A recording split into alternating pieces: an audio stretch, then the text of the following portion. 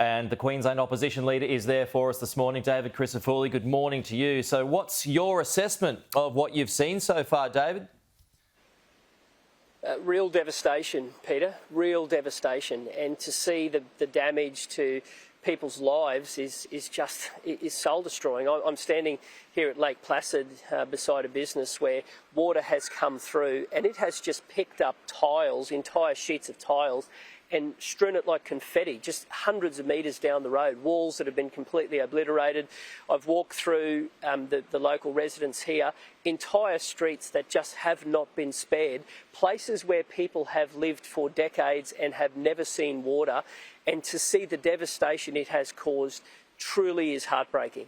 Yeah, and not just Lake Placid, like you said. I mean, all across the northern beaches, Yorkeys Knob, that's where my mum lives. Thankfully, her house is okay. But, I mean, it just shows you how powerful this system was.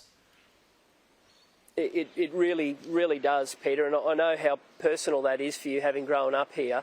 To see the Yorkeys community rally has been amazing. You know, the boat club there has been just giving out supplies, little bits of fuel to keep generators on. I was walking through that area yesterday and there was a team of guys who were just going and helping neighbours, and we just asked one of them, "How are you going, mate?" And he broke down in tears. Broke down. His home has been so devastated, and yet there he is going home to home helping his neighbours get out of a real bind. And my message to the country is that this region is really, really going to need help. It's going to need money to flow to individuals and businesses, of course. It needs infrastructure repair really, really quickly, and it's just to see some of the teams coming in, SES crews, Ergon crews, council crews from throughout the state, just fills you with such hope. It is going to need that. It's also going to need Australians to come and holiday here, and that is important because this region relies so heavily on it. So as different parts of the region get back on their feet, we really, really need people to come here and support them as well. What about the response, the state response and the federal response so far? What have you made of it? Look, Peter, I'm going to use the next couple of days to listen to people and make sure that there's a spotlight shone on it. I'm not going to comment on that at this stage.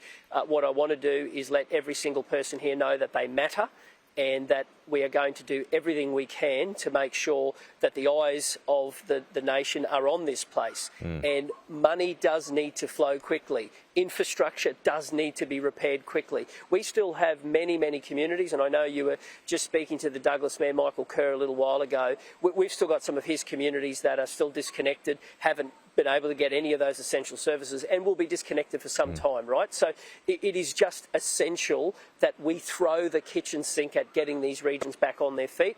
That is my focus, and I'm going to make sure that that's the focus of the state. No, like you said, you know, tourism's been so battered recently because of COVID, etc. Now this is just another unwanted hit. I do want to ask you, David, about the bomb. Much has been made about the Bureau of Meteorology having its office removed from Cairns, which may have helped with this forecast. Is that criticism warranted in your view? Well, I'll tell you one thing. When it comes to the Bureau of Meteorology, their predictions matter. They matter for life and limb. They also matter for people on the land. They make decisions every single day about those predictions. And my view is that the more resources that can go into regional areas, the greater chance you have of being able to pick these things up. So as part of the wash-up for this, I think it is fair and reasonable to ask, where are the different radars, where are the resources, where are the rain gauges located? Is it best of breed? And do we need to do more? Because those predictions matter. And in this case, I have met dozens of residents who got out with minutes to spare. I met others who got out after being on their roofs and being rescued. Look, this really is, it's life and death. And my view is that as part of the wash-up of this, it is essential that we look at those resources and make sure that it is the best that there is to have to offer to give people a fighting chance in disasters and in their everyday life. Well, you would have thought, you know, a cyclone-prone area in the tropics, you'd need a bomb office. Peter, if you take away services from regional areas, and it doesn't matter what those services are, it can be a maternity ward for a mum to have a baby, It can be resources to predict what Mother Nature's going to throw at you. Every time you take away a service from a regional area, it's one little piece of the jigsaw puzzle that prevents people moving there. It's one little piece of the jigsaw puzzle that stops somebody being able to live and raise their family. And at my heart, I'm a decentralist. I want to see people not only being able to live where they were born and be able to make a living and raise a family, I want others to be able to move there and be able to start afresh and take an opportunity to go into a regional area and have a job.